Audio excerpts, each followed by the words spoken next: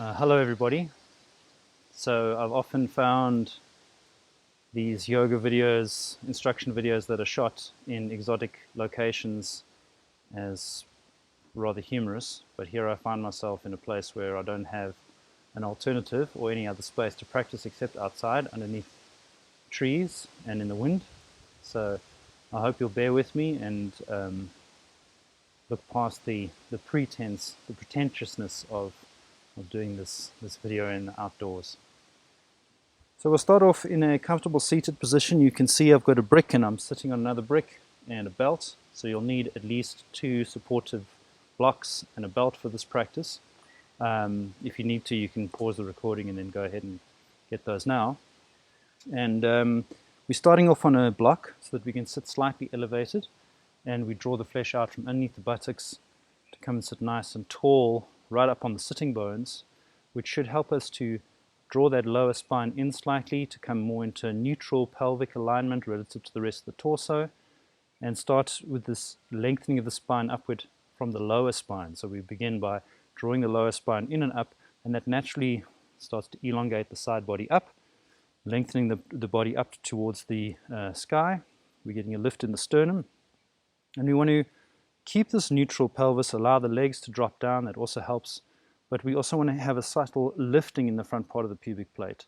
So we take our hands out to the side, turning the hands outward so that the inner elbow is sort of facing forward and the whole arm bone is rolling back into the sockets, drawing the fingers in close toward the hips, the hands close towards the hips to get maximum length into the arms, and then pushing into the fingertips. We lift the side body up, flattening the shoulder blades to the back, opening across the chest, and then subtly push your buttocks back into the block or down into the block, and feel how that activates that lower band of abdominal muscles below the belly button. So that also helps to kind of tighten up our front pelvic tilt, drawing it up slightly and bringing us into a neutral position. So the intent here is to really have length through the whole side body up into the armpits without tightening up the neck, so we can draw those shoulders down and push into the hands. So once you've got this length, try and release your hands to your knees without losing the length through the side body, lifting in the sternum still maintained, without forcing the sternum up. We don't want to have like a hardened sternum. We just want to have a subtle lifting.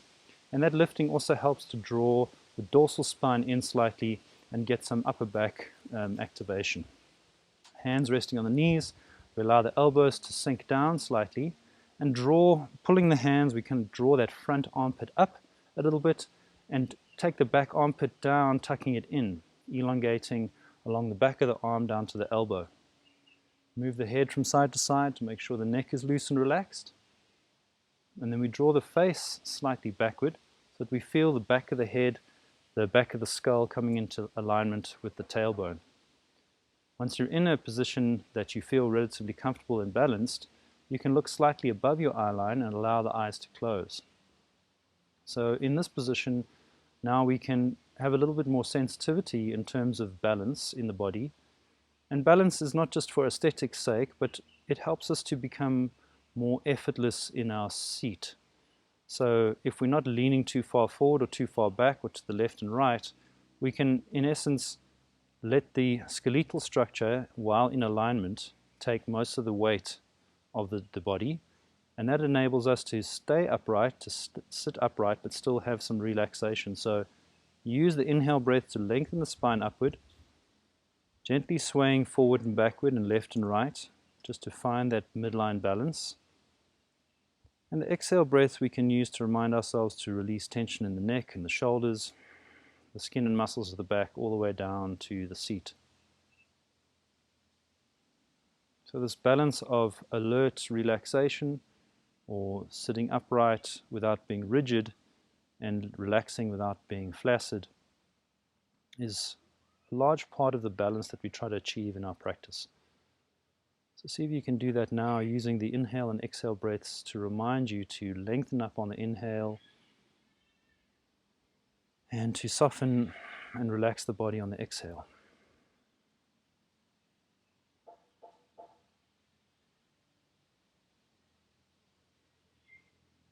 Just notice whatever it is that you notice initially, sounds inside or outside the room, physical sensations in the body, general emotional states, thoughts passing through the mind. Don't try and change anything, just notice anything that shows up in your awareness.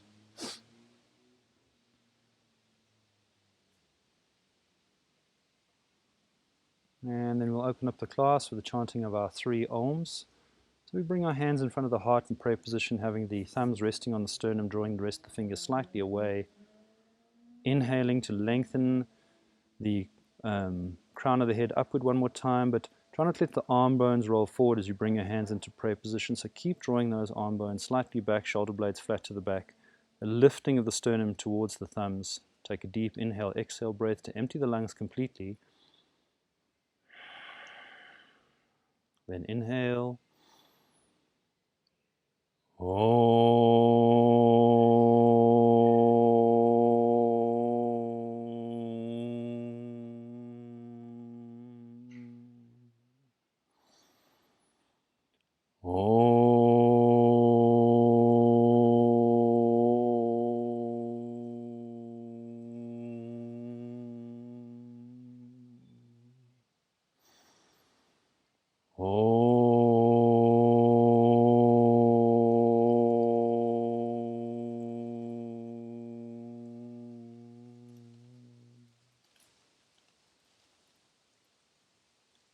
Inhale again to lengthen the spine, and then keeping the spine long, exhale, bow the head to the heart.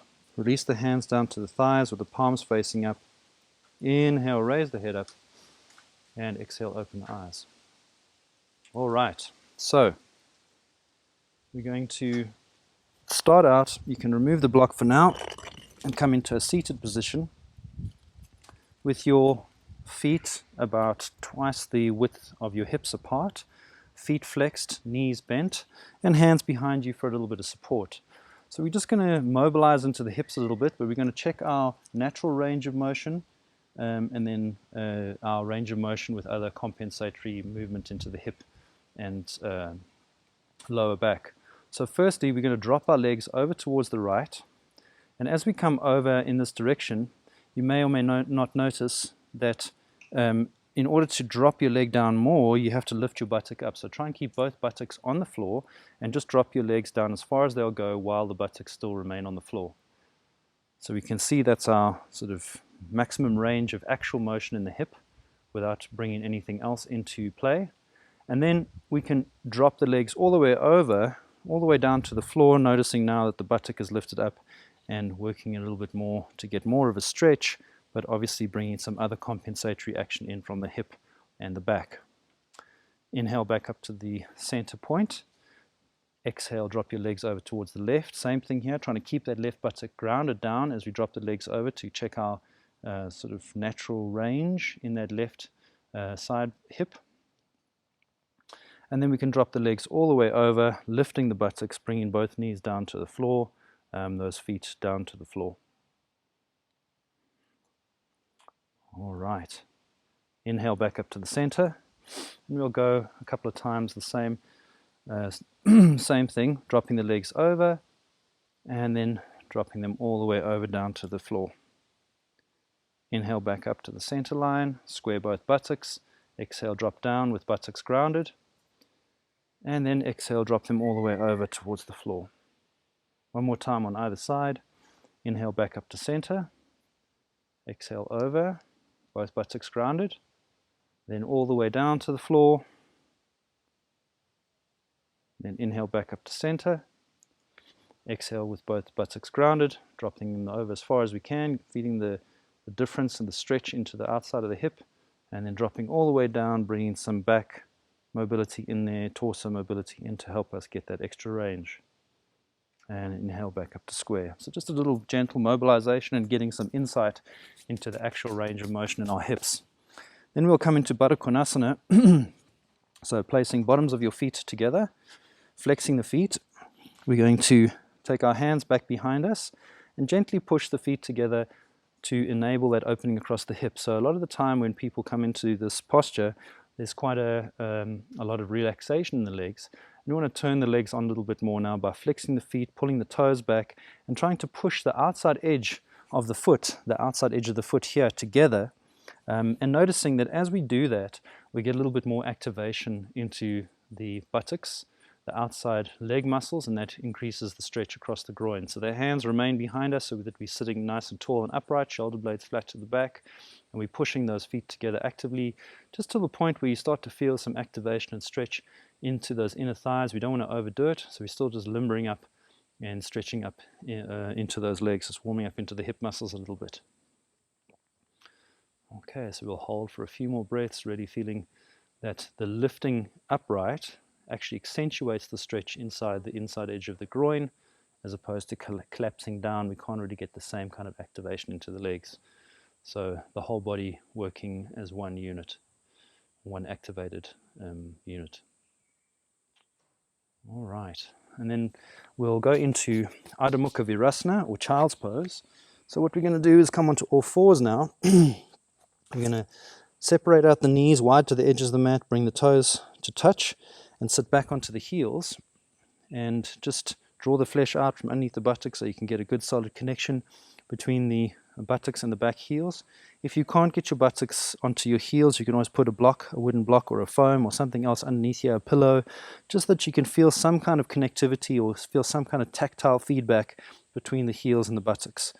Once you're rooted down there, take the outer ankle slightly inward so that the feet are awake and you're on the midline of the top of the foot, the midline of the shin and the knee.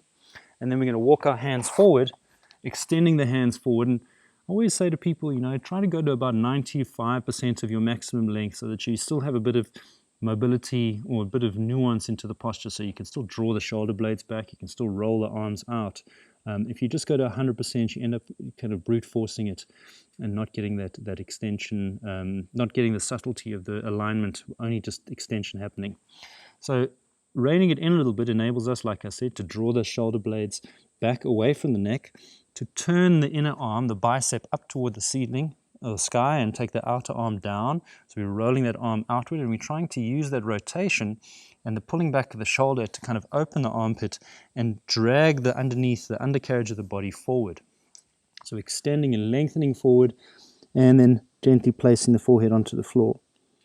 So we want to have our knees wide enough apart so we get a subtle connection between those inside edge of those thighs touching against the ribs, and that opening across the chest. Shoulders away from the ears, forehead resting on the mat, and try not to force the head down. Once again, if you're struggling to get your head down onto the floor, you can put a block, some kind of support under the forehead, but resist the temptation to want to drag your head down to the floor, to force it down, which creates a further arching of the upper back and a collapsing of the throat. So we want to keep the throat long and extended, and really use the torso and the drawing back of the arms into their sockets to pull the torso forward, and then just place the head down gently so the front, back and sides of the neck are in a neutral, balanced stretch. Keep breathing here and use the inhale breath to lengthen the undercarriage of the body forward, and the exhale breath to try and allow that back dorsal spine to sink in slightly. So bearing in mind this is an active stretch, an active asana, we're pushing down into the hands, activating through the hands as we ground down, lifts the forearms up off the mat.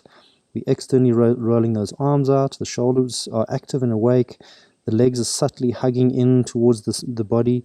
We're actively extending the undercarriage of the body, so we're not just assuming this position and then hanging out for a few breaths as we daydream about, whatever it is that you daydream about. We're actively engaged and consciously scanning from the tips of the fingers to the toes, just to see where we're awake, where we're aligned, what we're turning on and what we aren't.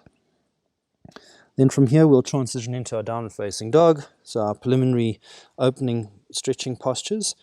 The knees and feet now are hip width apart, the hands are kind of underneath the shoulders, and to get the best length for your body, so we use a slightly widened, lengthened downward facing dog, we come into a plank position. So we'll curl the toes underneath, shift the weight forward so that the shoulders are stacked over the wrists, and then drive back into the heels. So finding that subtle tucking of the tailbone that prevents us from collapsing into the lower back. We're going to push strongly into the arms, turning the arms on, turning those inner elbows to face slightly forward, shoulders away from the ears. And with the legs nice and strong and activated, the arms strong and activated, we keep the arms and the legs completely straight as possible, and we lift the hips up, hinging from the hips and the shoulders independently. So the arms and the legs don't really change shape, neither does the torso. All of the movement is happening at those four major joints, those ball and socket joints that are designed for this kind of rotation and open movement. So shoulders and hips. We want to lengthen the back of the leg from the knee down towards the heels. We want to lift the skin from the back of the knee up towards the buttock. And then we want to prevent from, especially if you have quite a flexible lower back, we want to prevent this dumping down through the back and draw those bottom ribs in slightly to compensate for any sort of dropping in of that back. We want to take our armpits down towards our toes, externally roll the arms out, engaging the muscles below the shoulder blades to pull the shoulder blades flat to the back, and let the head hang completely loose and relaxed. So strong into the arms, strong into the legs, active lifting of the sitting bones up. If you're struggling to connect that feeling of lifting the sitting bones up, you can inhale up onto your toes, point your bum up towards the sky, keep the lifting of the bum up, pushing strongly through the hands, not letting your body come forward, and then we exhale and drag those heels back down to the floor. So working strongly to take the thigh muscles back onto the bone, striving to push strongly into the arms, take more weight back into the legs. That's what really makes a good downward facing dog pose. So that length into the armpit, shoulders getting openness, hips working and lengthening. You should feel a stretch and a lengthening into the lower back, as well as a bit of length in the abdomen. If you don't really feel that your downward facing dog is probably a bit too short, and you can always double check it by coming forward again into a plank position, making sure that you haven't shifted your hands or your feet too far or too close to one another. And then from there you can once again check back in and just get a sense of the correct length that you need for your downward facing dog. Okay, awesome. Then we're going to walk our feet forward towards the front of the mat, coming into a forward fold with our feet hip distance apart. If your legs are very tight, you found downward facing dog with straight legs quite challenging, then you can take your feet a little bit wider apart. We just toe heel our feet a bit wider apart if necessary, but otherwise we want to look up slightly. And this is a place where you can use these bricks, these supports, by placing your hands onto the blocks. That can help you to compensate for shortened hamstrings, but still work with this length in the undercarriage of the body and engagement in those back muscles. So we're rolling the arms, getting that length. And once you've got this extension and length over time, you can start to turn these props downward while still concentrating on you don't want to round the back over. We want to be still hinging from the hip. So keeping the torso strong and long as a kind of lever to stretch and open the backs of the legs. And when you're able to, you can hold onto opposite elbows, lift your biceps up so they're in line with your ears, shift your weight forward towards the toes, and then extend and lengthen forward. So there's an active lifting and lengthening in the back skin of the legs that's encouraged by an engagement of the thigh muscles and the knee muscles pulling up, those front quadriceps pulling up to allow the hamstrings to open, and we feel as though someone's lifting us up by the seat of our pants and tilting us forward to allow us to lengthen forward and down toward the floor. Try and almost lengthen your elbows down towards the floor. Keep the head loose and relaxed. Then release your arms down, grab your elbows in the opposite way so it feels a bit peculiar. Look up slightly, lift your arms up again so the biceps are in line with the ears, extend forward and down, and allow that stretch and opening to come into the backs of the legs, using the weight of the torso intelligently to open and lengthen there. Okay, then we can release the hands down, bend the knees slightly, take our hands to our thighs, and push ourselves away from our legs, coming into a standing position. So the key, what we're going to be working on today, is just the action of opening up the legs to the side that we often get in some of our standing postures and some of the musculature that needs to be engaged for us to do those postures more intelligently. So that's why we're kind of working with the belt, and we'll start out lying down on our backs. So if you have a wall, You know, you can use, this can be my imaginary wall here, and you can actually use a wall to place your heel of the foot that remains on the floor on the wall, but it's not absolutely necessary for you to work with the wall. And we're going to be lying down on our backs, so make sure you obviously have enough space. I left my extra length mat at home, so we have enough space on the mat for our head to be able to rest on the mat. And in essence, what we're going to be doing is taking our belt, getting the full length of the belt without undoing the loop, and keeping our one leg on the floor, left leg on the floor. We're going to lift our right leg up and place it into the belt. So we're going to be working at a 90-degree angle, but it's really not essential to go beyond that point. This is not really about flexibility. It's more just about feeling and sensitivity and getting clear about what it is that we need to have happening in the legs as we work in our standing postures. So we're going to bind our hands into the belt as much as need be.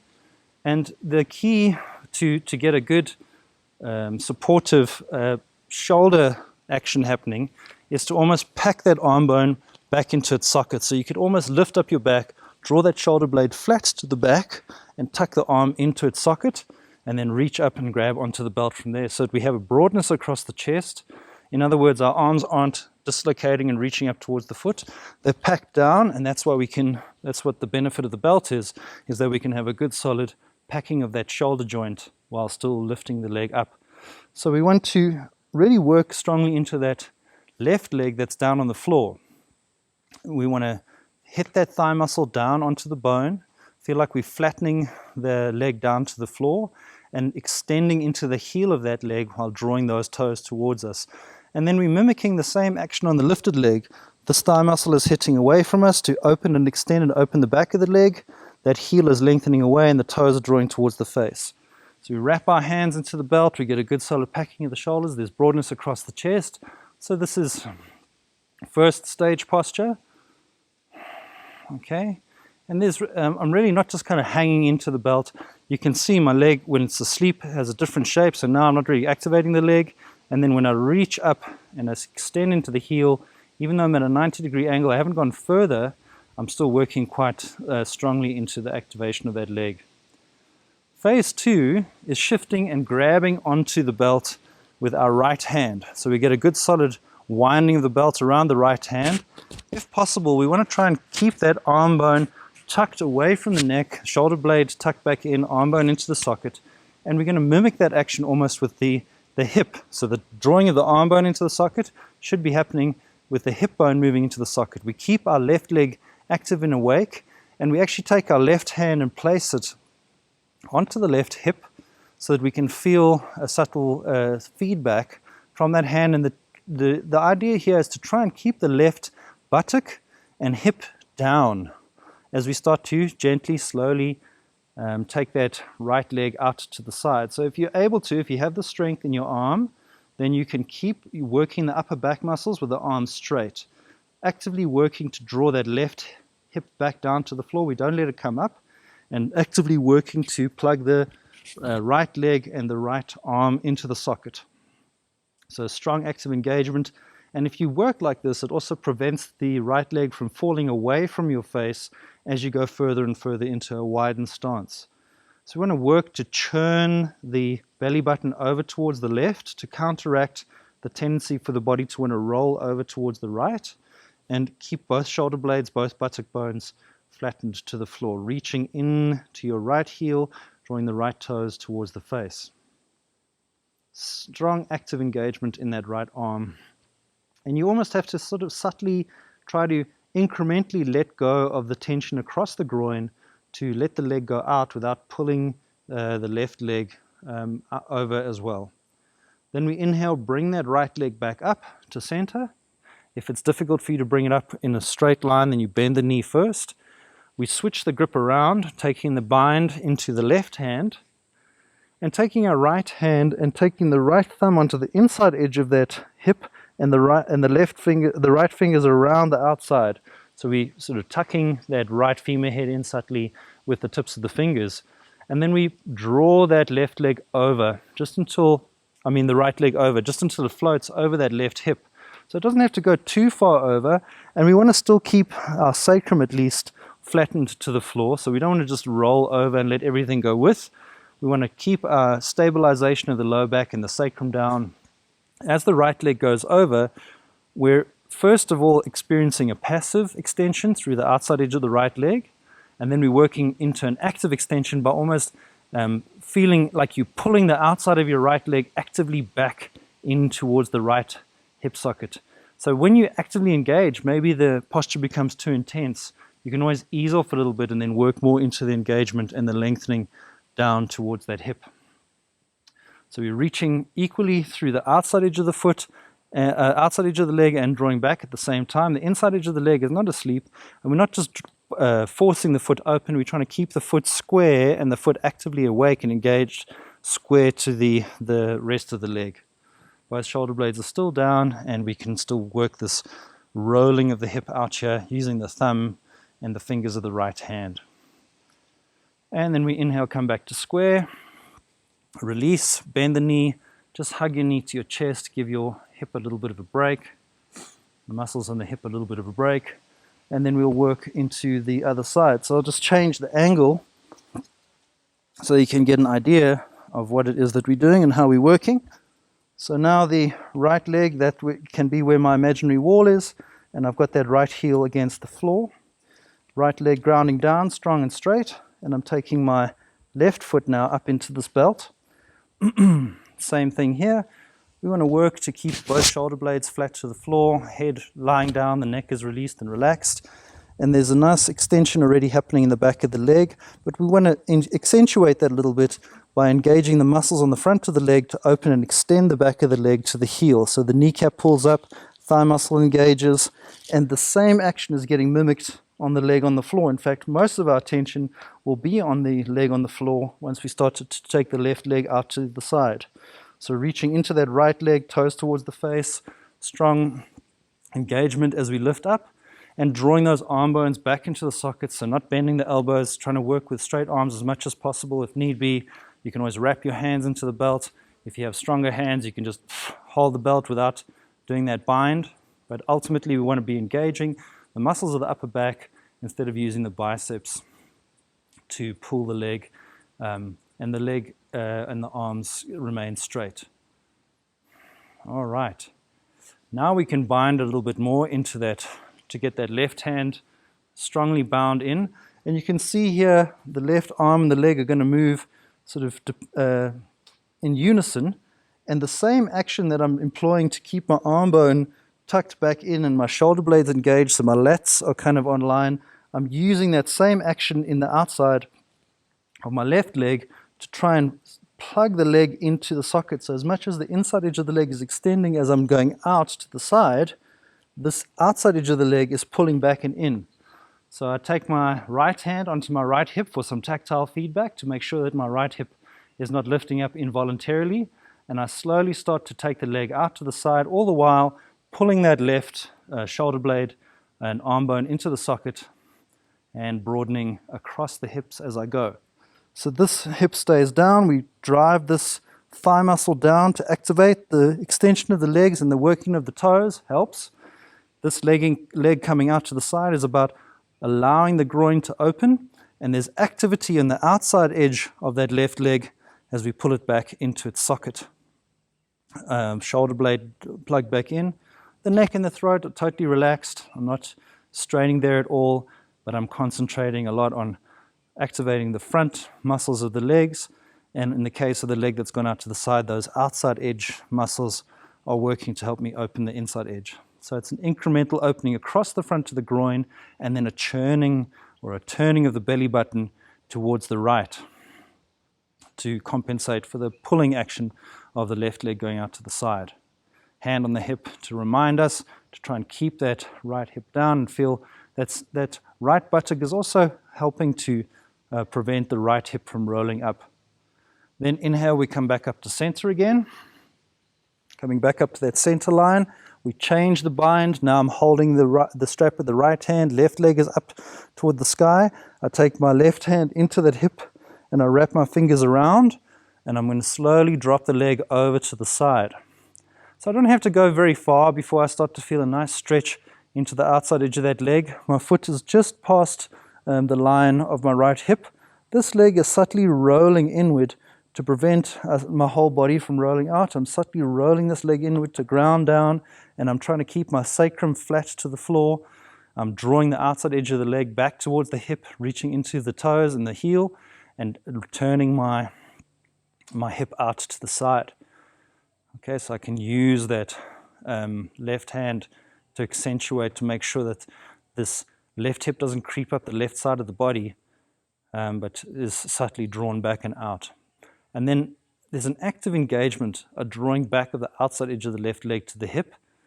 And as much as I'm getting a passive stretch, I'm also drawing back and plugging in and activating these muscles around the hip to keep that all happening. Remember, the pulling arm is still straight, the pulling shoulder blade is still tucked back in, the arm bone is in the socket. And then inhale, coming back up, we bend that leg, the lifted leg, we hug the knee to the chest, and we just take a little bit of a breather there, just giving the hip a little bit of a break. Okay, awesome. Right, so we've in essence learned a little bit. We've got a bit of tactile feedback and some sensitivity about the alignment of the hips and how we can activate them when we go into some of our standing poses. So we can come up into a standing position now, and we're going to work into those hips.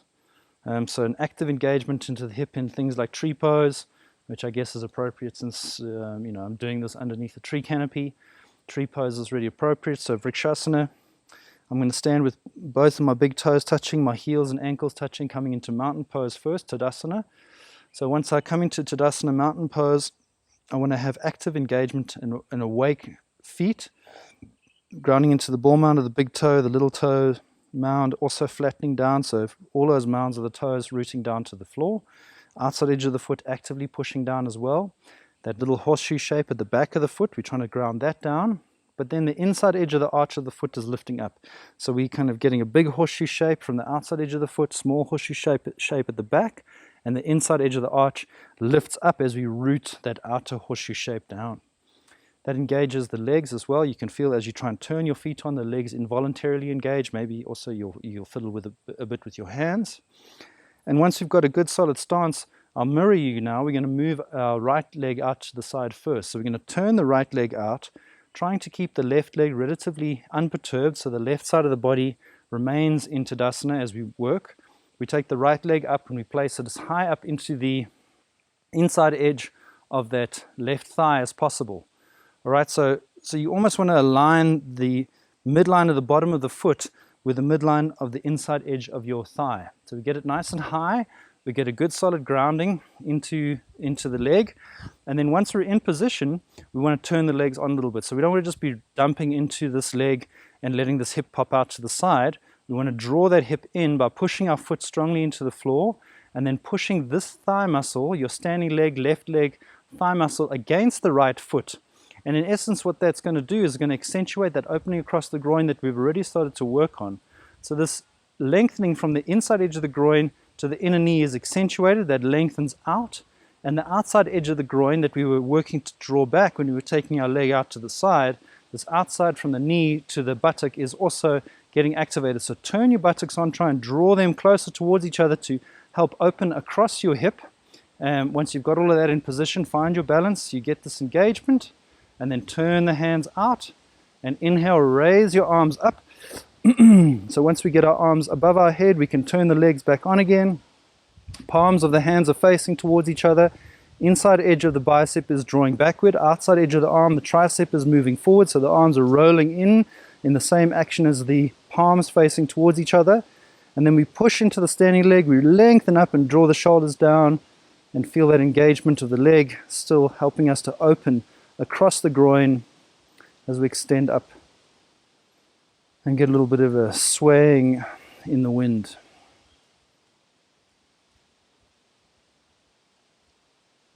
All right, if you want to challenge yourself, you can always close your eyes for a beat or two. Okay, and then releasing the leg back down. You can bring it to your chest and then release it down, shaking out that standing leg a bit more. So the engagement, once again, starting in Tadasana and mountain pose. We roll the shoulder blades back, we flatten the shoulder blades, just flattening them to the back, not squeezing them hard together, just flattening to the back. So it's a subtle difference between just over-engagement that broadens across the chest but collapses the back. We want to still have broadness across the back and front of the body. So flattening the shoulder blades, and then grounding into the feet. We establish our mountain pose and almost try and mentally cut the body in half so that the right side of the body remains unperturbed now, and we take the left leg out to the side. Lifting the left leg up, we want to align the bottom of the foot with the inside edge of that thigh so the toes are pointing straight down towards the floor. Coming into this standing posture, once again, get your balance. Then we push the kind of sort of draw the outside edge of the thigh inward to push the inside edge of the thigh against the foot. That lengthens the inside edge of the leg naturally out. We accentuate that by engaging the buttocks and pulling the outside edge of the leg toward the hips, so squeezing the buttocks towards each other. There's a broadening across the chest. We turn the arms out, so the rolling of the arms, the turning of the palms out happens from the shoulder, and we inhale, raise the arms up until the palms are facing towards each other. Then you can once again establish that pushing down of the floor to get length, so extending up as we're rooting down. Arms awake, legs awake, straight and strong, without rigidity. So there's an aliveness and a length, but it's not hard. It's not a hardening. It's just extension and awakeness and a broadening across that groin. Continue to breathe. Feel the fluctuation of balance in your feet.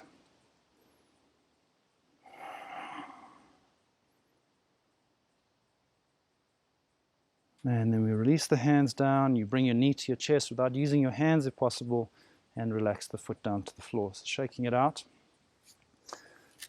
Then we'll work into some standing postures using a similar technique. So remember, the first stance we did when we were lying down on our backs was to just lift our leg up to a 90-degree position. So here we'll be working into Parsvottanasana, using that same technique. So if you look at it closely, you'll see that the alignment is the same. So standing with the feet together right at the back of the mat, you can see I've placed my blocks there. That's because I'm working with bricks today. If you've got wooden blocks, you can work with them in your hands. We start out in mountain pose, aligned towards the front of the mat. Then we turn the left toes out and we step the right foot forward and square the hips off towards the front edge of the mat, towards our supports. If your support's in your hands, you can raise them up. We extend forward and down, and we place our hands onto our supports. So we want to put these supports in such a way so that when our arms are grounded down onto the blocks, the wrist is over the shoulder. So rolling those shoulder blades back, turning the inner elbows forward, flattening the palms of the hands down, and just have your feet far enough apart so that you feel like you're getting some work, a bit of a stretch going on there. The undercarriage of the body should be able to lengthen forward, but we also still want to be able to square the hips off. So if your legs are too far apart, you're not going to be able to draw that left hip to alignment. So this was the leg that was on the floor, and remember how we were working to hit this thigh muscle back, to flatten the back of this leg down to the floor. So use that same engagement now to pull this back kneecap up, hit that thigh muscle onto the bone, and stretch and lengthen the muscles of the back of that leg. This leg was the one that was lifting up towards our face, that we had the strap on, and that's why it was important for us to learn how to activate those shoulders when we're in that reclining position, because we're trying to do the same thing now. So drawing those shoulder blades back, undercarriage of the body lengthens forward, the dorsal spine, we try and flatten that in, and you'll feel as you extend and lengthen the body and bring it more into kind of openness and alignment, there's an increased stretch into the back of your front leg.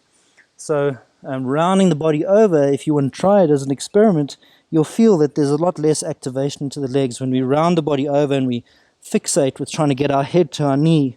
So don't worry about that. Just try and keep the body extended and lengthened, and then as need be, or as you're able to, we slowly turn the supports down and then actively again work to keep the torso straight and the hip squared. So this front leg, we're drawing it back towards the hip from the foot, the ball of the big mound of the big toe, we're drawing it back from here up into that hip, and then that drawing back is counteracted by the outside edge of the back leg's hip drawing forward, which I'll show you on the other side. And if you're able to, you can remove your supports, taking your hands to the floor and working actively to keep that front body extended and lengthened. Both kneecaps drawn up, active engagement, straight and strong in the legs. To come out of this posture, we just simply bend that front knee, we step forward and stand up, shaking it out a little bit. You can bring your supports back into place. I'll work from the same side again so you can just see the engagement on the other side. So mountain pose at the back of the mat first, and then we turn the right toes out, step the left foot forward and square the hips off towards the front edge of your mat. With your hips squared off, that should give you a good distancing between the feet. That back foot is turned in slightly so that we can already start to get this internal rotation of that back leg, keeping everything squared off.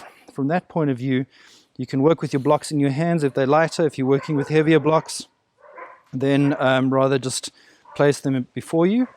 Inhale, raise the arms up, shoulder blades back and down. So this lengthening of the body initially is not for aesthetic purposes. This helps us to get this extension so that when we come down, the undercarriage of the body is lengthened and this dorsal spine is already starting to draw in a bit. Placing your hands onto the blocks, you can work a little bit more into the alignment of the legs. So once again, we're grounding into the ball mound of that front foot's big toe, and we're drawing back and squaring the hips off. The outside edge of the back leg's hip is coming forward and squaring off here. So we don't have the advantage of having our sacrum grounded down to the floor to give us that feedback. So if you need to, you can always release your hand and check and see if your sacrum is relatively squared off. The kneecaps are awake. This was the leg that was on the floor, that was grounding down to the floor. So these thigh muscles are both engaged and awake and really working to actively extend and lengthen the back of the leg. Looking forward is a subtle way of encouraging the undercarriage of the body forward, but we don't want to get a crunch in the back of the neck. So once you have got that extension, find neutral back of the neck and practice there. And then as was the case on the other side, if you want to lower your supports down, that's fine, but make sure that the shoulders don't creep into the neck and we don't round the spine over. So active lengthening of the undercarriage of the body, neutral back of the neck, both legs awake and alive. And if you're able to remove the supports and place your hands on the floor, that's fine, but don't just rest into your natural flexibility. Try and keep actively engaging by pushing the mound of the big toe down, by actively pulling the hips back into their sockets and using that extension, as opposed to just kind of going into, if you have that natural flexibility, going into more of a kind of passive collapse of the pose and just resting into your bones. You want to keep strongly drawing everything in kind of towards the center line, across the hips in particular. All right, and then to come out, we bend that front knee, we step forward, standing up, shaking it out a little bit. We'll work into some open hip standing poses now. So Trikonasana and Virabhadrasana 2, Warrior 2. Coming into the middle of your mat, standing in mountain pose to start with. So the ball mounds of the big toes touching, heels and ankles touching, lifting the toes and flattening them down to the floor.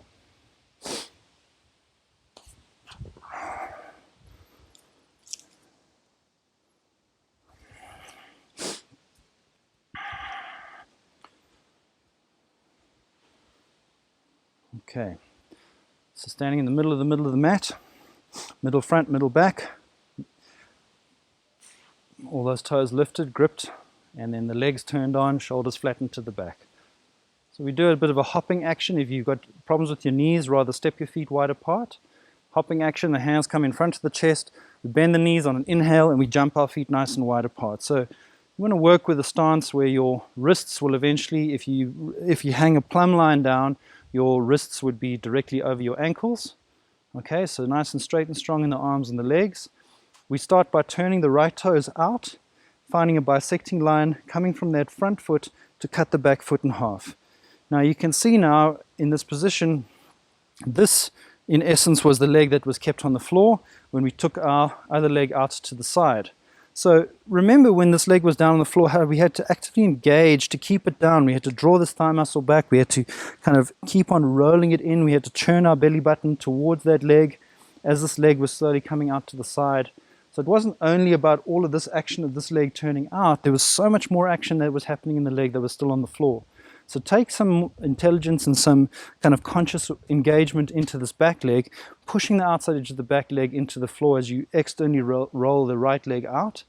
Arms up, nice and awake and strong. That engagement of the shoulder, that we screwed the arm into the socket when you're taking the leg out using the strap. We're doing the same thing here in a standing posture. So flipping the palms over, pull the arm bones into their sockets, shoulder blades flat to the back, inner elbows remain up. Then we turn the palms down and we draw the arm muscles up as best as we can onto the bone, so we don't feel like that's hanging on the muscles, those rather drawing up and in and engaging that as much as possible. Take an inhale to lengthen the side body up into the armpit without letting the shoulders creep up. Extend out towards the right and take your right hand down toward the right shin. Now, when you come into this posture, it's totally okay to rest a little bit of weight onto your right hand on the shin, but really try and, because of what we're working on today, try and consciously externally roll that back leg's hip out a little bit more. So the left leg strongly engaging and rolling out, and using that to almost try and pull the top part of your body open towards the left. And then if you're able to, keep rolling the body open to look up at your top hand with the bottom eye. Okay, so don't just turn the neck. Try and turn from the outside edge of the back leg, then turn the torso, then get those shoulder blades to tuck in flat, and then lift the sternum up to take a bit of pressure out of the front of your throat and neck, and turn towards the uplifted hand. And then see if you can take a little bit of awareness to that big toe mound on your right foot and push that into the mat a bit more to ground into that leg, so we're not just resting into the rolling and the dumping into. So we've got that nice openness and awareness, and the openness through both front, back, inner and outer body. And then inhale into the outside edge of the back foot, coming all the way up, turning the toes in and turning the toes out on the other side. If you need to take a breather and just rest your hands down, that's totally fine. Otherwise, keeping the arms awake and engaged for the other side. So the left toes turned out, we've got our bisecting line. We're externally rolling that right leg, and this was the one that was grounded to the floor, so that's awake and strong, working like an anchor to take weight out of the posture as we extend out towards the left, and we take our left hand down towards the left shin. A little bit of resting with the left hand against the shin is fine, but then roll those shoulder blades flat to the back and start to turn the body open from the back leg. Then the upper ribs, those kind of bottom ribs, will also move forward, but because we're working so much on the legs today, really working on that grounding into the outside edge of the back leg, and then turning the torso, shoulders flat to the back, and looking up at that top thumb with the bottom eye. Try and ground that left toe down a little bit more, and that's Trikonasana, really active engagement in the legs in this posture. Hope you can feel the difference between that kind of dumping into the legs and just hoping for the best. And then inhale coming up, turning the toes in. We'll just move straight into Virabhadrasana 2 on the other side, so if you need to rest your hands on your hips, that's all good. Otherwise, turning the right toes out, finding our bisecting line again. Strong activity into the outside edge of the back foot now, and we're going to exhale, bend that front knee, try and get a 90-degree angle on that front knee. As you bend into that front knee, remember the activity that we had in tree pose, where this extension of the leg, of the inside edge of the leg, was accentuated by the engagement of the buttock. So we're trying to draw the outside edge of our right leg back towards the right buttock. And same thing is happening on the back leg. The back leg is still working strongly. So we're kind of extending outward on the inside edge of the arm and the leg, but the outside edge of the arm and leg are drawing back towards the back body. And then looking through the middle finger of your front hand. Take a deep inhale, exhale, bend a little bit more. Engage your belly a little bit so that your lower back is not dumping down. You want to draw the belly in to get a bit of support into the lower back, and lift the skin and muscles of the underarm up. Bend a bit more if you can. Strong action in the back leg to take weight off the front leg. And then inhale, straighten up, turning the toes in, turning the toes out, wake the arms up. Take a deep inhale here, exhale, bending into the left leg. So just going through all of those checks, sometimes useful to build up from the ground up. So working into the feet first, then feeling what are the knees doing, what are the thighs doing, what are the buttocks doing, a lift through the torso, activity in the arms, reaching into the hands. Is the neck loose and relaxed, shoulders away from the ears, and then that engagement to the buttock to guide the outside of the left leg back toward the buttock, extension into that inside edge of the left leg, right back leg working strongly, but also both buttocks and shoulder blades drawing together to open the front body up without over squeezing the shoulder blades together and sort of collapsing the lower back. We still want to have broadness across that back with the shoulder blades flat. And then you turn to look over your left fingers, your left hand, and exhale, bend a little bit more. So always when I bend my front leg a little bit more, I make sure that I'm equally activating into the back leg to counterbalance that weight going into the front leg. And then we inhale, straighten up, turning our toes in, hands to the chest, and hop our feet together. So we can just shake it out, just take a breather here, a gentle forward fold with the feet slightly wider than hip distance apart, grabbing onto opposite elbows, so switching it around, inhale, arms up, and lengthen forward and down, and just let the body hang, let the legs recuperate in a forward folding position.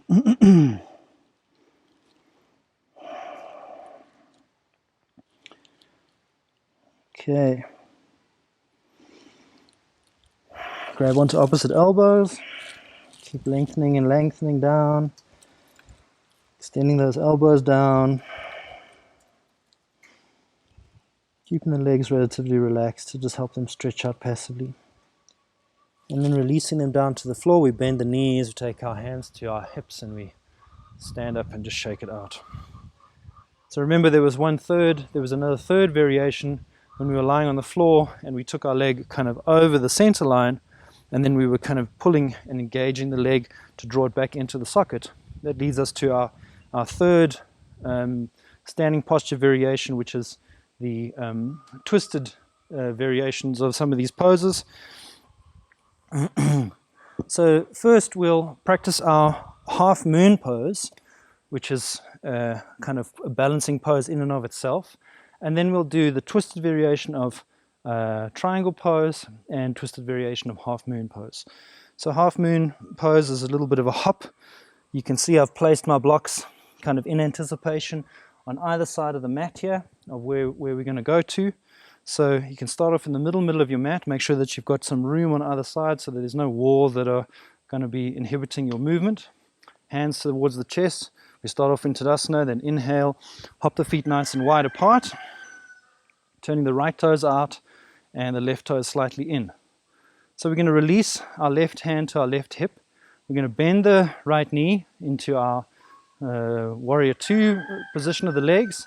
Then we extend out like we did with the body in Trikonasana, and we place our hand onto our supportive block about an arm's length or a torso length away from that right foot.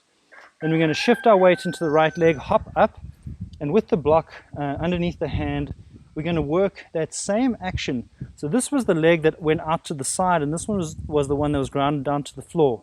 So activate that lifted leg, draw the buttocks towards each other to open across the hips, and then we'll do the same thing with the torso, turning it open.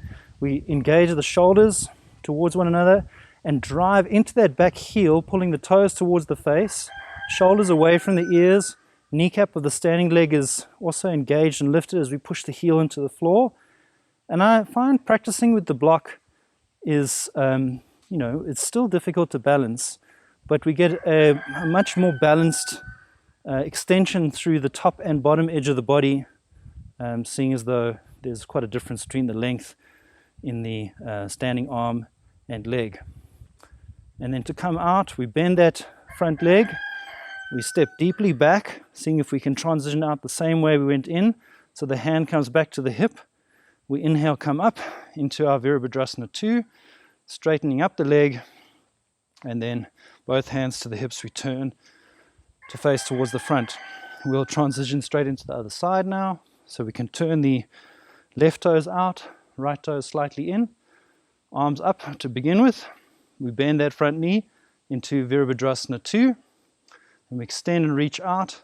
Back hand comes onto the back hip, and we place our hand onto our supportive block underneath the left hand and hop in and up. So once we come in, we can look at the floor to get our balance first, and then slowly start to turn our gaze a little bit open. But you can still continue to look down at the floor and engage that standing leg a bit more. Lift that back leg up, really drive into that back heel, shoulders away from the ears. Try to feel that the lifted leg was the one that was on the floor, and this was the leg that was going out to the side in the strap. So draw the buttocks towards each other and open across the groin as we were doing before. And then if you get your balance, reach that top arm up and extend into the back hand, the lifted upper arm. Draw the standing legs kneecap up, and we try to transition out as gracefully as possible as when we first came in. So our legs are awake and alive first. Then we bend the front knee, we step back, release the hand to the hip, come up into our warrior 2. Inhale, straighten that front leg, release both hands to the hips and turn to face towards the front. Hands to the chest and hop the feet together, shaking it out. All right, so that last variation, really working a lot into the legs today for sure.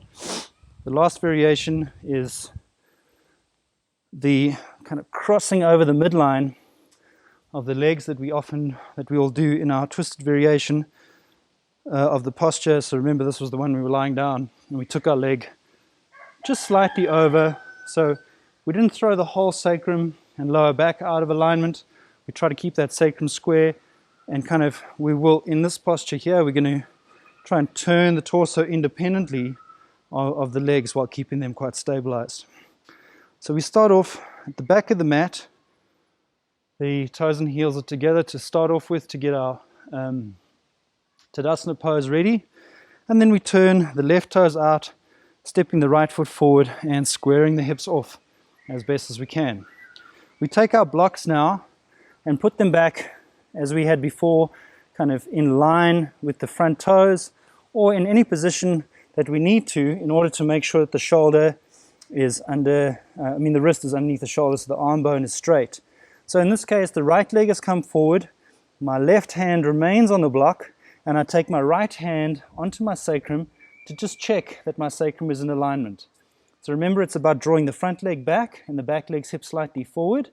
And once we come into this position, we can either leave the left hand on the left block, or we can shift the left hand to the right block if you have a little bit more flexibility and you want to challenge yourself a little bit more in terms of balance. Then we take the left shoulder and we bring it over the left wrist. So we have to kind of turn the torso to bring the shoulder over the wrist. We're still rolling the shoulder back and in and pushing strongly down into the ball mound of the right foot and the left hand to give us that stability. And then continue to turn the body by drawing your right elbow and shoulder back until you come into the twisted torso while keeping the legs relatively stabilized, and then releasing that right hand up toward the ceiling or the sky, whatever the case may be. So once you're in the balance, try to engage the legs a little bit more and turn your body subtly open while keeping the legs stabilized.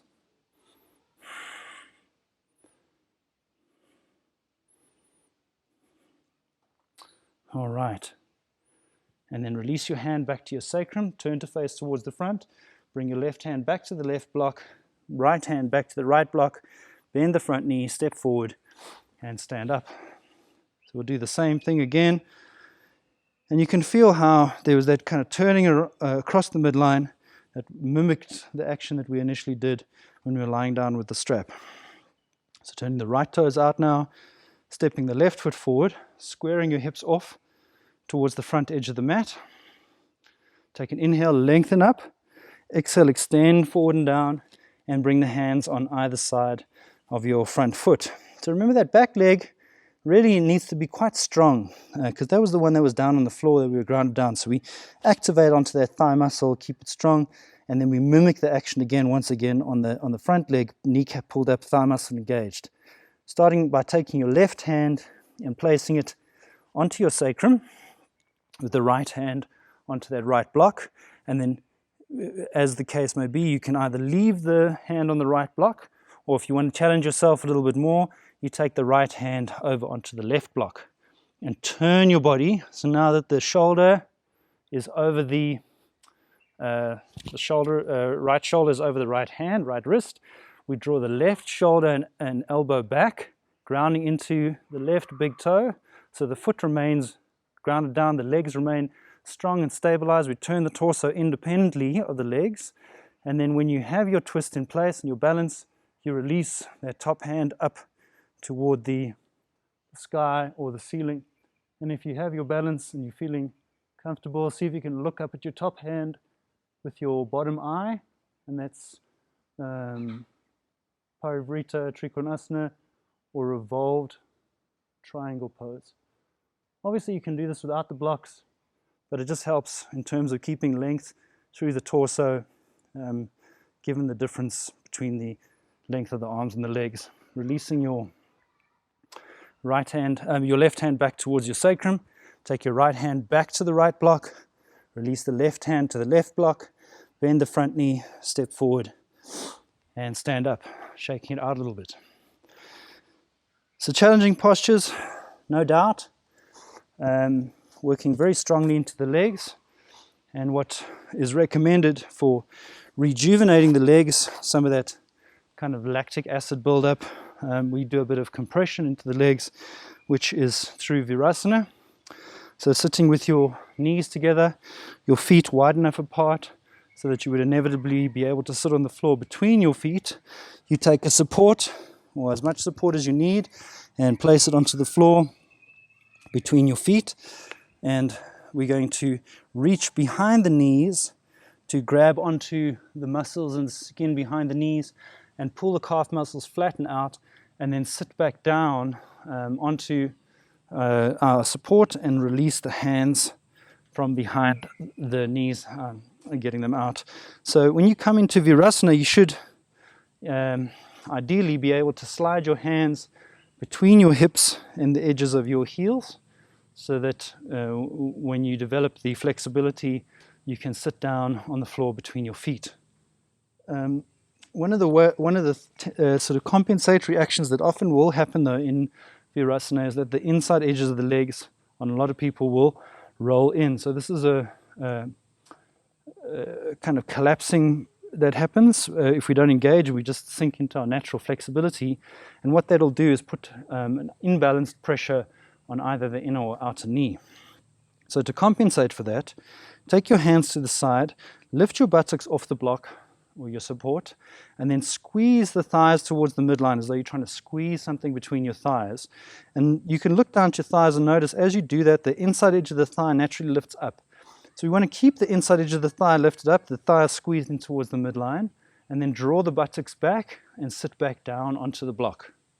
Once you've got that in place, you should have nice squared off knees, a little bit of support, sort of activity in the legs, should I say, and we can come back onto our sitting bones here. You can draw the flesh out just to make sure that you right up on top of the sitting bones. We're going to work into our bind, our Gomukasana bind, cow face bind, just with the arms while we're sitting and letting the legs kind of be compressed. So we'll start by taking the right arm up. We turn the palm to face over the head, and we turn from the whole arm, from the shoulder. And that turning action not only kind of takes the arm back, but creates a bit of space and enables us to kind of roll that shoulder blade flat back and down behind us. Dropping the arm bone back, right hand back behind you so that it sits behind the shoulder blades, between the shoulder blades, and working to try and extend and lengthen this bottom edge of the right arm up to the elbow, so lengthening up and then drawing the arm back a little bit as need be. We take the belt over the shoulder. If you struggle to grab the hands in the bind, you can keep your right belt over the right shoulder. Then we take the left hand out to the side, turning the thumb down and the palm to face backward, and reaching back behind us to get a good grasp onto the strap here. So you can walk your hands up towards each other, reaching that elbow up toward the ceiling, shoulders back and down, flattening the left shoulder back a little bit more to broaden across the left chest, lengthen the right elbow up a little bit higher toward the ceiling, and then once you're in this position, you might have found that you've puffed your rib cage forward in order to get that get into the bind. See if you can constrain those bottom ribs back slightly, pulling the belly in a little bit and lengthening the tailbone down so that you get a very unambiguous rooting of those buttock bones down towards the floor and a subtle zipping up of the front of the abdomen. So striving upward with the underneath of the right arm to the elbow, striving upward there and taking the right shoulder blade and shoulder back and down, holding strongly onto the belt and breathing the whole time. And while we're working here, if your legs become unbearably sort of uncomfortable, you can always come out, sit on a higher block, or sit in a cross-legged position. So, no need to hurt yourself while we're practicing. Just adjust as need be, and in time you will develop the flexibility and capacity to sit in this position for much longer. Okay, we release that out. So you can switch the belt and take it over onto the other shoulder, and we'll just reassert length through the side body by pushing our hands into the mat, lifting up through the side body into the armpit, and then we extend the left arm up, take the left arm back behind us, clasping onto the strap.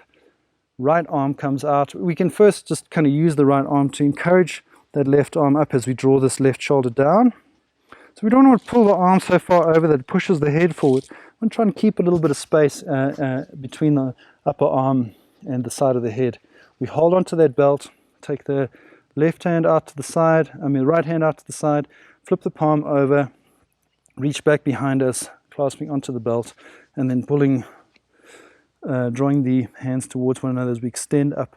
With our top elbow, we draw the shoulder away from the ear, zipping the rib cage up slightly and lengthening up towards the sky, tree canopy, and or roof with that left elbow, drawing the left shoulder blade down. And then zip that abdomen up, pull those bottom ribs in, push the buttocks into the block, all the good things, flattening that right shoulder blade to the back as best as possible and broadening across the right chest to just kind of keep openness across the chest as we practice here. So nice opening into the shoulders, stretching into the arms, and all the while getting that compression into the Virasana legs that helps us to recoup from some of those standing postures.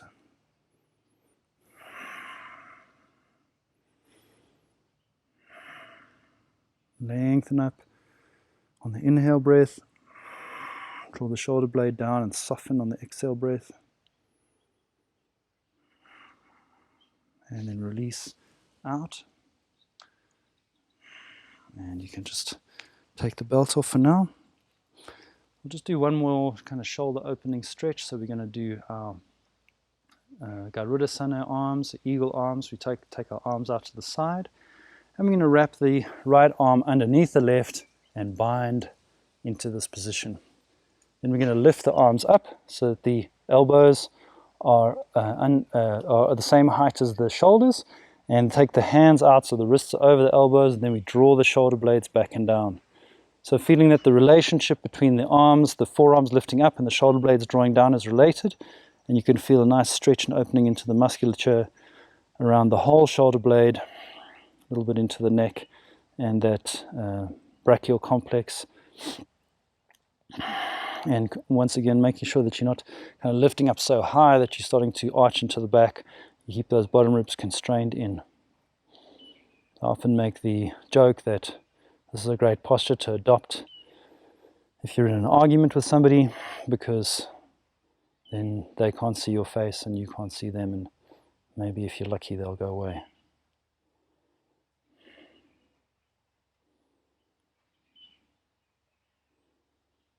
All right, we untie, we unbind, and I'll just show you that same posture from the side. So we're still sitting in Virasana, still with the support between our feet as need be.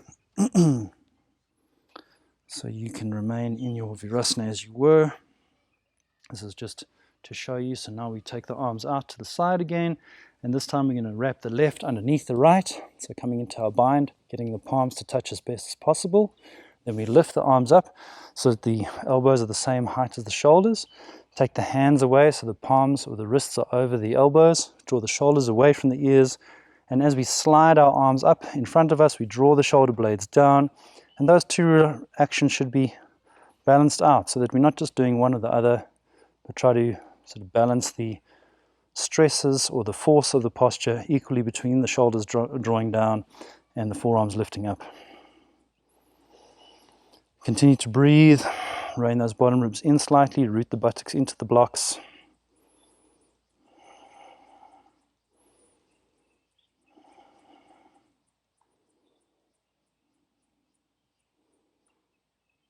Okay.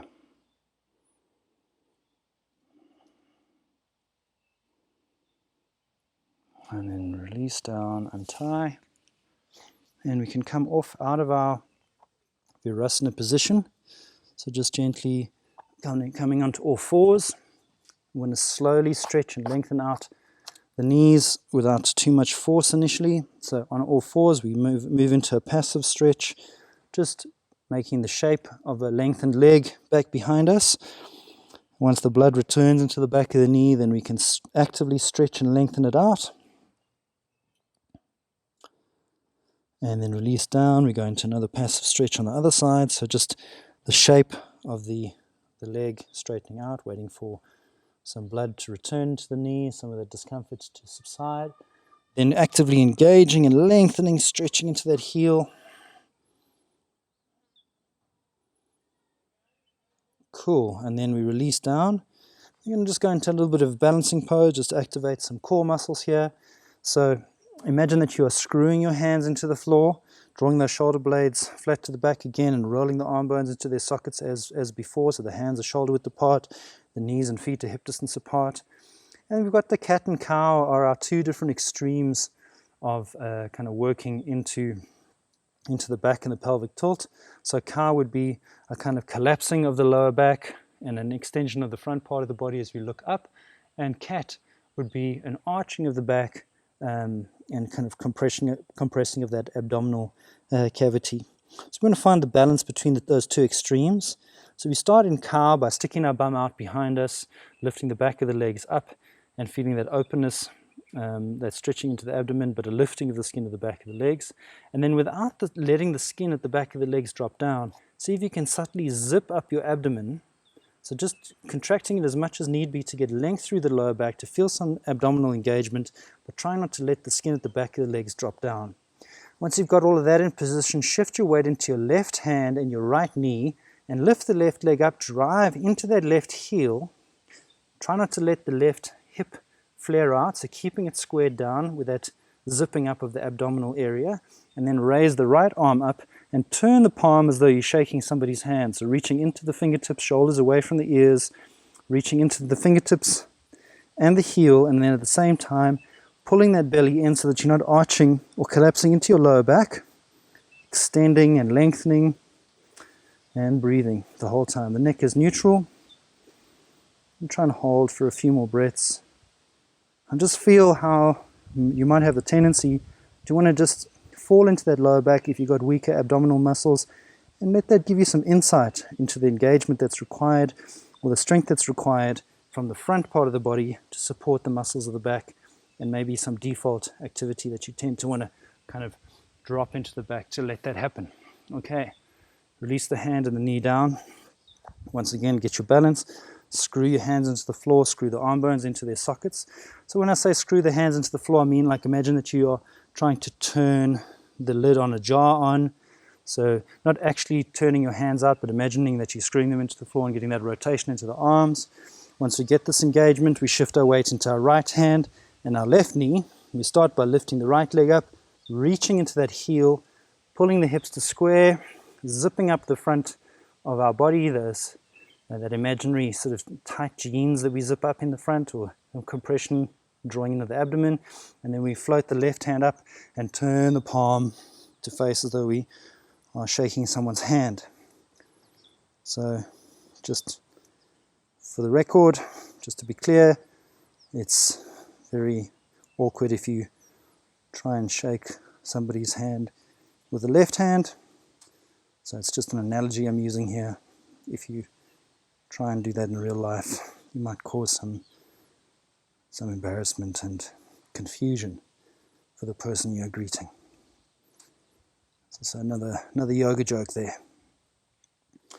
All right, so reach and extend. Feel how you have a natural tendency to want to dump into the back and or flare that back leg's hip out. So keep that hip squared in, keep those abdominal muscles zipped up, keep that lower back supported, lengthen and reach, and then exhale, bring the knee and the hand down and find neutrality again. We'll go into Adho Mukha Virasana, downward facing hero pose one more time to stretch and lengthen the muscles of the back out. So we bring our toes together, sit back onto the heels, extending the arms forward, lengthening forward, and bringing our forehead onto the mat.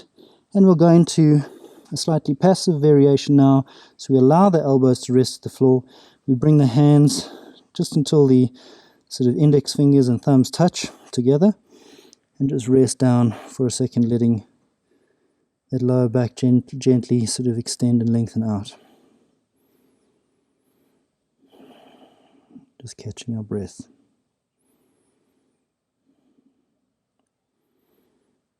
Okay, and then we're going to wrap up. We're going to finish off our class with some seated postures and a couple of twists. So we're extending the legs out in front of us, drawing the flesh out from underneath the buttocks. And we bring the right knee in towards the chest. We take the right leg over the left leg, grabbing around the front of the shin with the left hand, right hand back behind us. Inhale up towards your legs, take a deep inhale here, and then exhale, twist towards the right. Try to engage the twist from the lower spine, lifting that in and up so we come onto the sitting bones, not dumping onto your tailbone, using the pulling action of the arm and the leg together and keeping that right buttock down. And then exhale, twisting towards the right.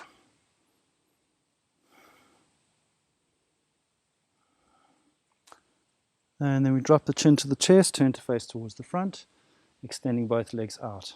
Bringing the leg in, left leg over right, clasping around the front of the shin, taking the left hand back behind us. We pull on the leg as we root the buttock down to lift ourselves in and up. So bringing that lower back in and up, lengthening up out of the waist, and then exhale, twisting towards the left. So every successive breath, we inhale, lengthen up a little bit more, and we exhale, twist a little bit deeper.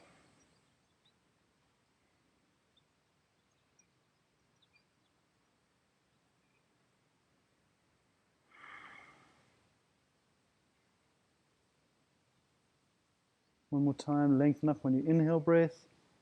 Exhale, twist. And then drop the chin to the chest, turn to face towards the front, extending your legs out. We draw the flesh of the buttocks out and back so that we're coming onto our sitting bones already, preparing ourselves for our forward fold.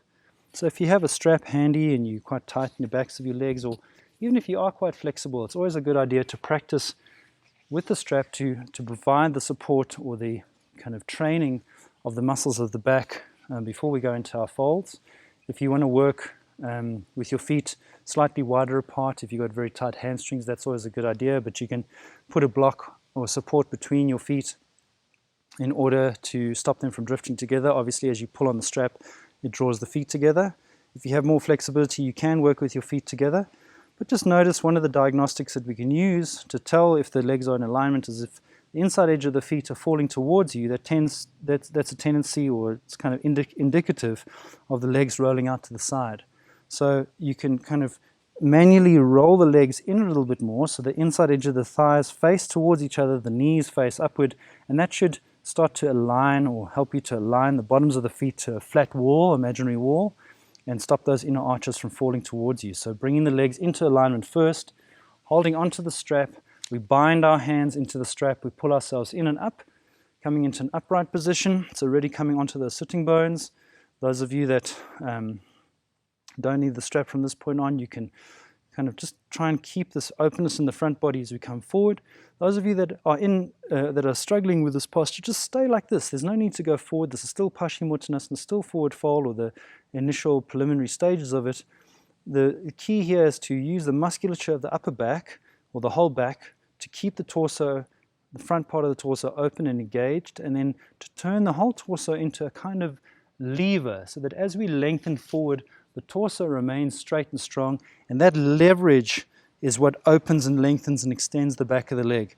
To encourage a softening of the muscles of the back of the leg, we actively engage the muscles of the front of the leg, so pulling those kneecaps up and awake, and we extend, lifting up and extending forward and down, grabbing onto the feet, shoulders away from the ears, breathing as we inhale, extend the front body, bring the head to a neutral position, and then slowly moving forward into your fold.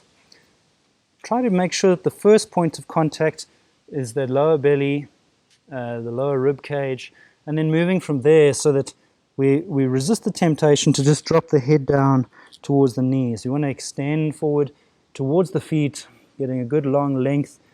And if you really want to try and work a bit more subtly, you can see if you can half point, half flex the foot, which should soften the calf muscle a little bit and allow you to get the back of the knee to flatten down a bit more towards the floor. Shoulders away from the ears, extending forward, and then finding neutral spine into our Paschimottanasana. Full forward fold. Inhale, lengthen. Exhale, soften. Rolling those inner thighs down slightly, keeping the front thigh muscles engaged. Feel how the engagement of the front thigh muscles can pull you deeper into the posture without having to actively flex the feet. They can remain relatively neutral, although they are still awake. There is still intelligence there. Don't let the shoulders creep into the ears. And if you are bending your elbows, take them out to the side rather than take them down, because we want to still keep broadness across the chest and accentuate that opening across the front body. If you're working with a strap, be patient with yourself and just work to learn how to keep the back strong and stable while hinging at the hips, which is really where the hinging should be taking place. We're not trying to overload the spine with that weight-bearing tension. The hips are designed for that kind of mobility. And then on an inhale, we come back up again. Get rid of your blocks and all of the other things that might be in the way. Shimmy down to be able to lie down on your mat with your head and your neck on the mat. We'll hug our knees to our chest to get length through the lower back. We can vacillate a little bit from side to side, front and back, to be a bit more open into the lower back. And getting this length into the back, getting the buttocks out of the way while we hug our knees to the chest. We keep our knees bent, release one foot at a time down to the floor, then extend one leg at a time along the floor. Let the toes flop out to the side. Push into the elbows, flatten the shoulder blades to the back without squeezing them together, and then let the arms come down naturally to a 15-degree angle, kind of more or less away from the body, minimizing contact between the inside edges of the legs, between the arms and the side of the torso. A little bit of a tuck in the chin to elongate the back of the neck, and we close the eyes. And just use some breaths to allow the body to completely relax. So the inhale breath just brings our attention to the body. Anywhere that we might find tension, we can breathe into those areas. And the exhale helps us, accentuates that relaxation of the breath. Of the parts of the body, should I say. So start by relaxing the eyes, allowing them to soften away from the eyelids, sinking back into the eye sockets. You can lick your lips and just gently bring them together, so just that thin layer of moisture is the only contact between the lips, so they're touching, closed, but not pursed. Then drop the jaw slightly, feeling the jaw relax, and feeling that relaxation from the jaw dropping down, allowing that relaxation to spread through the tongue, the cheeks, the side of the head, the ears, the temples, the forehead. Relaxing the brain and allowing the brain to sink back towards the back of the skull, allowing the attention to draw backward toward the back of the skull. Breathing into the back of the skull, and as you exhale, releasing tension down the spinal column, relaxing the neck, relaxing through the upper back, the lower back, and the tailbone. Breathing into the upper torso as the chest rises and the shoulders rise. And then exhale, allowing that relaxation to spread down through the arms, the elbows, the forearms, the palms of the hands, and the fingers. Breathing into the upper chest again. And exhale, softening down the front of the body.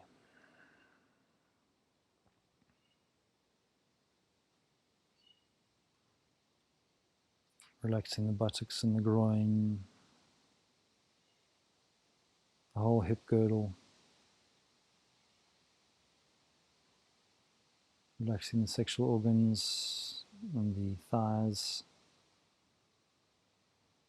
backs of the thighs, the knees, calves and the shins.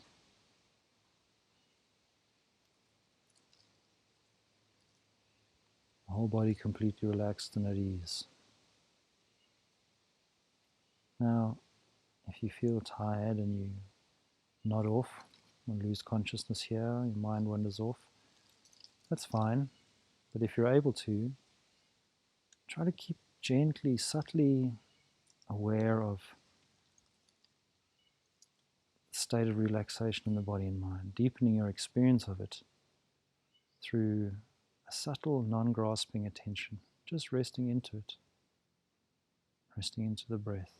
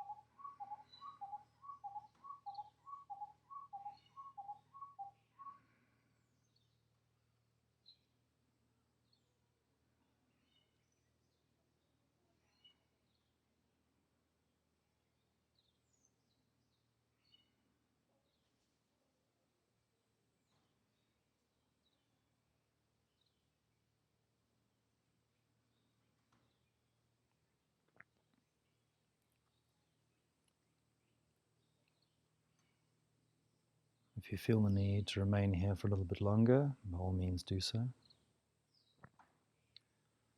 Otherwise, bring a little bit more attention to the body without disturbing the mind.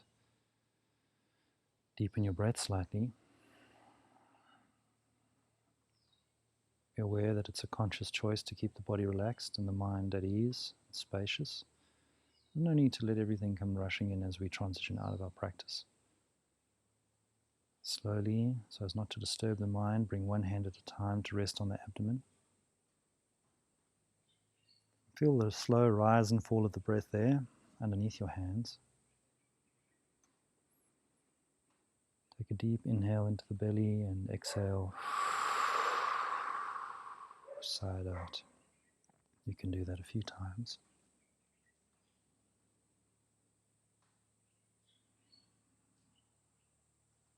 And then when you're ready, draw your knees to your chest as you roll over onto your right side into a fetal position.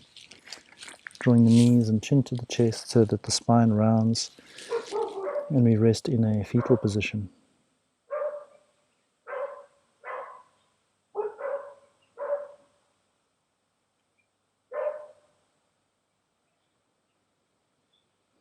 Keeping the eyes closed, place your hand on the floor in front of your face, and pushing into your left hand, lead with the left shoulder to bring your head up last into a comfortable seated posture.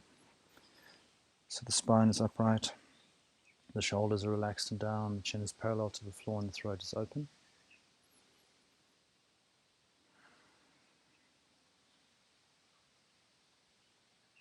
Just take a moment to feel the residual effects of the postures and the practice. That balance between being alert and relaxed at the same time.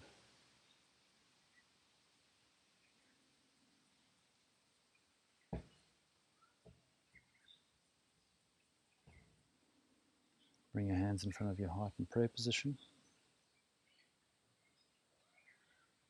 Now this is yoga.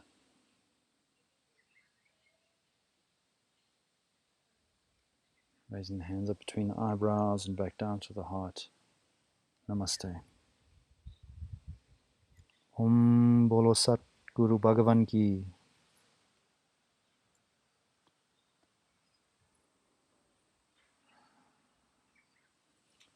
Thank you very much, everybody.